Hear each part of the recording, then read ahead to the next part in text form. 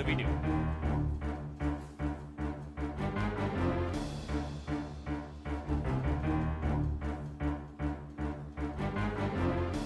T shirt पे पढ़िए क्या लिखा है।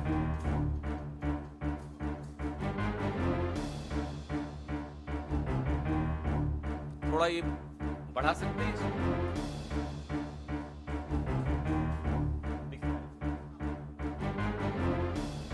ये भारतीय जनता पार्टी की सदस्यता जो उनकी है वो, ये जो फटका इन्होंने बीजेपी का पहना हुआ है वो, ये कश्मीर में जब ये जाते हैं तो धन्यवाद देते हैं मोदी जी को कि मोदी जी आपने मुझे मौका दिया मिशन कश्मीर डेवलपमेंट में भागीदार बनने के लिए। ये मोदी जी की किताब कश्मीर में वो लोगों को बांट रहे हैं, वहां के रसूखदार लोगों को। और इसे रोकिए जरा।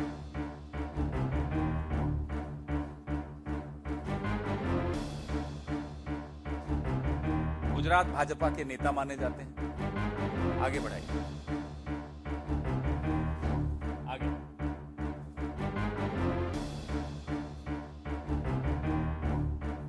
ये इनका कार्ड है, रोकिए इसको।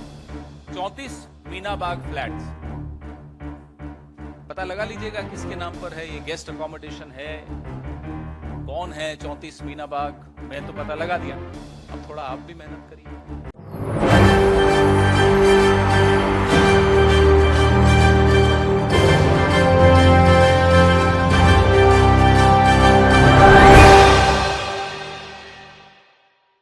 आखिर कौन है किरण पटेल? आखिर क्यों इस तरीके से किरण पटेल को घेरा जा रहा है? क्या सच में किरण पटेल और देश के प्रधानमंत्री के कुछ संबंध हो सकते हैं?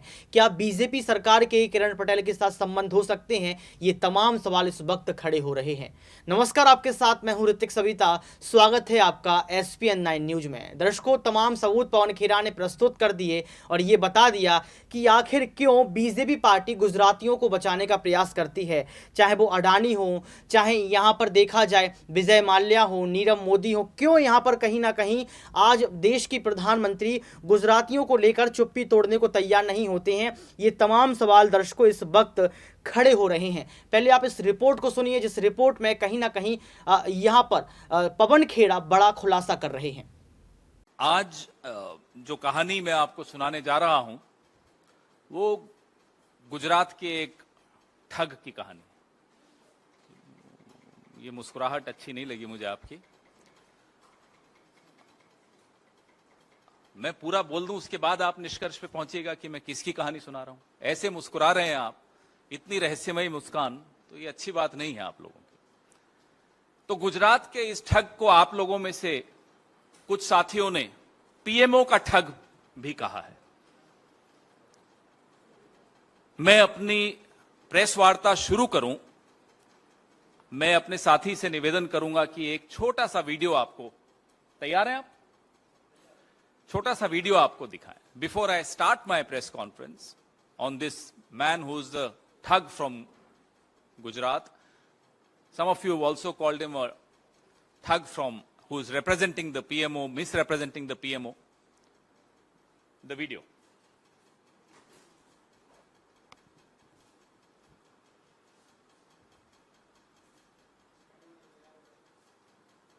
टी शर्ट पे पढ़िए क्या लिखा है।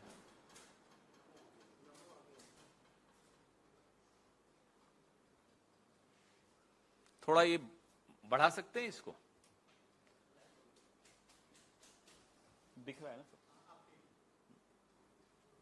ये भारतीय जनता पार्टी की सदस्यता जो उनकी है वो, ये जो फटका इन्होंने बीजेपी का पहना हुआ है वो,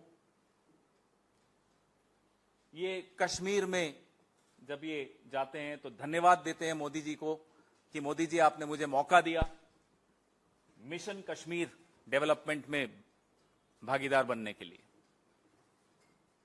ये मोदी जी की किताब कश्मीर में वो लोगों को बांट रहे हैं, वहां के रसूखदार लोगों को।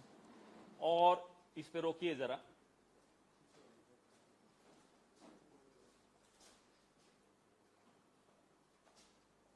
गुजरात भाजपा के नेता माने जाते हैं। आगे बढ़ाइए। आगे।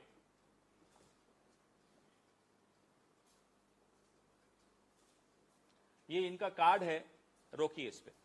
34 मीनाबाग फ्लैट्स, पता लगा लीजिएगा किसके नाम पर है। ये गेस्ट अकोमोडेशन है, कौन है 34 मीनाबाग, मैं तो पता लगा दिया। अब थोड़ा आप भी मेहनत करिए, सारी मेहनत मैं थोड़े करूंगा। और ये इन्होंने यहां रोकिएगा जरा, 34 मीनाबाग फ्लैट जो विजिटिंग कार्ड में है, तो आप पूछ सकते हैं कि ये विजिटिंग कार्ड तो जिनको वो देंगे सिर्फ उन्हीं को मालूम पड़ेगा। लेकिन मैं इनका ट्विटर हैंडल देख रहा था, मुझे भी फॉलो करते हैं ये, मैं नहीं फॉलो करता इन्हें। तो ट्विटर हैंडल पे बायो के नीचे जनाब ने लोकेशन डाली हुई है, पिंड लोकेशन डाली हुई है, उसमें भी यही एड्रेस है, 34 मीनाबाग फ्लैट, नई दिल्ली 110001। आगे बढ़िए। ये 26 जनवरी को देखिए, ये उनका परिवार है, परिवार के मुखिया भी हैं यहीं। आप कहेंगे मैं किसके लिए बोल रहा हूं, तो मैं तो किरण पटेल के लिए बोल रहा हूं। किसके साथ हैं?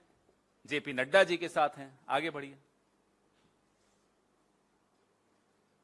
ये अब आप ये देखिए, G20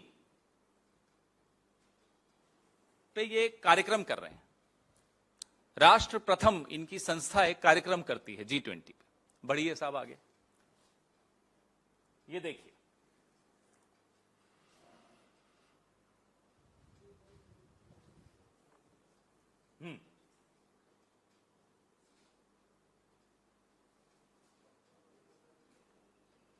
हो गया। ये पढ़िए आप,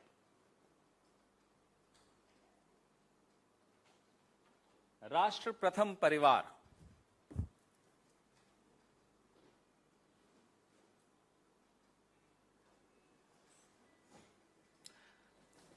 तो जब आप मुस्कुराए,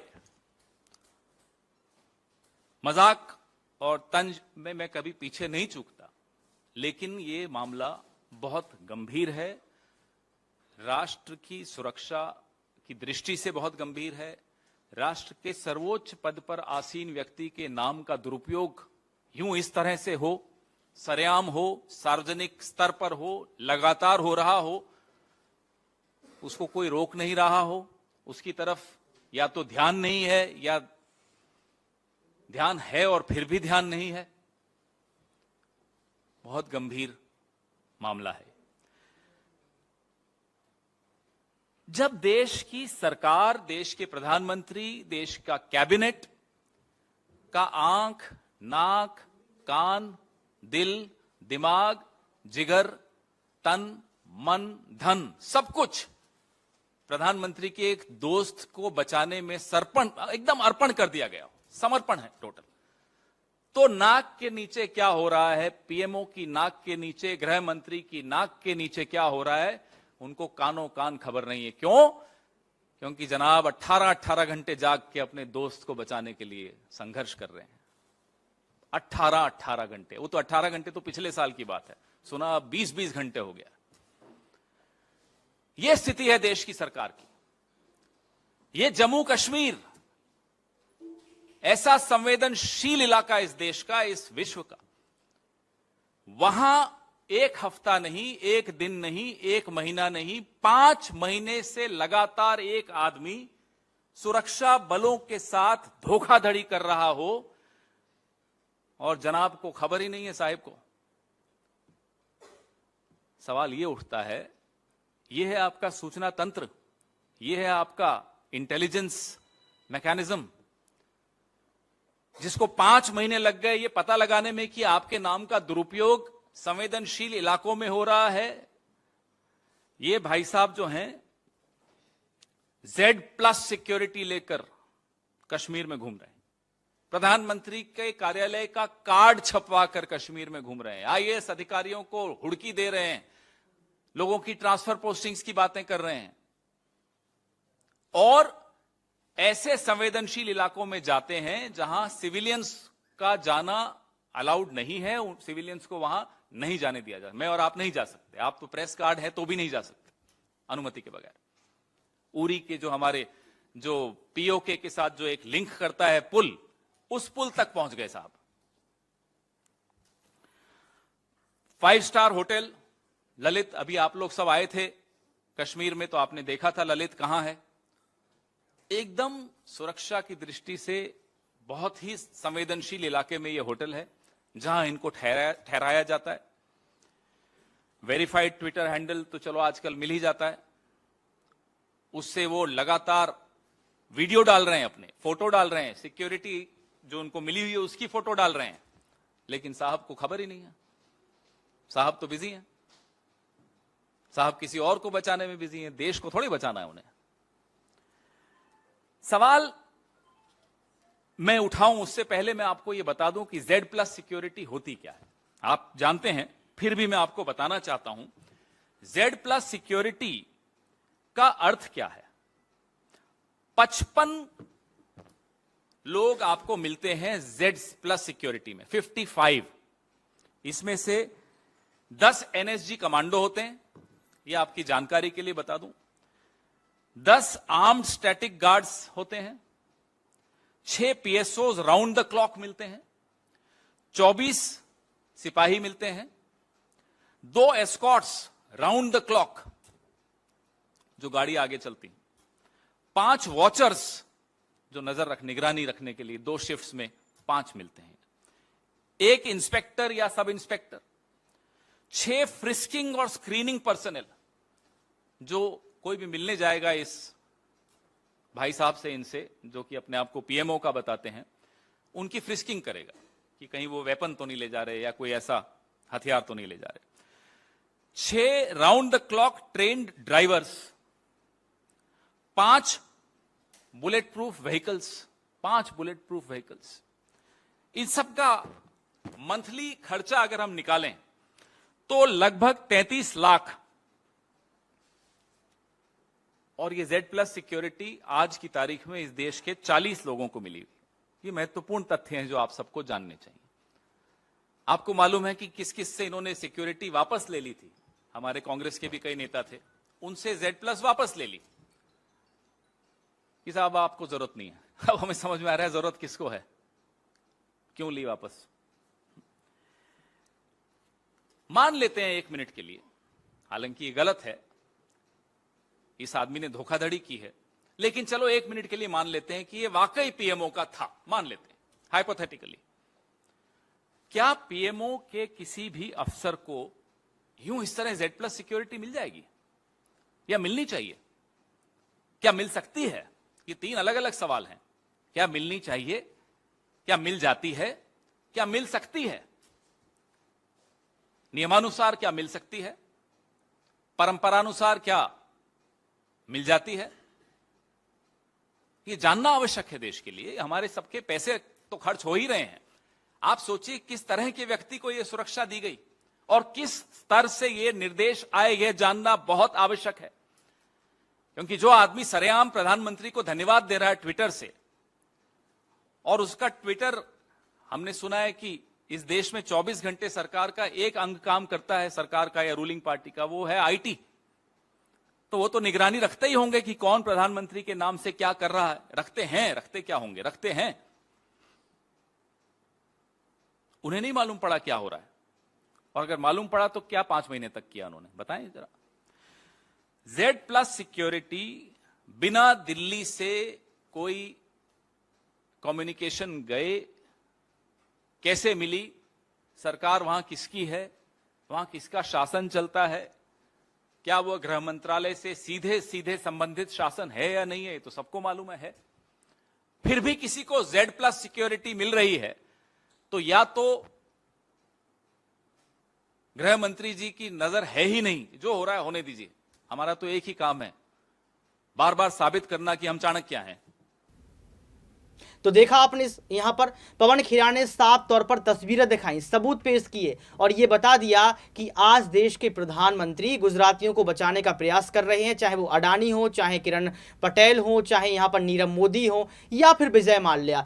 तो क्या आपको लगता है यहाँ पर कि हमारे देश के साथ पक्षपात किया जा रहा है? क्या सच में देश में तानाशाही बढ़ गई है? अगर आपको लगता है तो आप कमेंट बॉक्स में जरूर बताएं। आज के लिए सिर्फ इतना ही। देखते रहिए SPN9 न्यूज।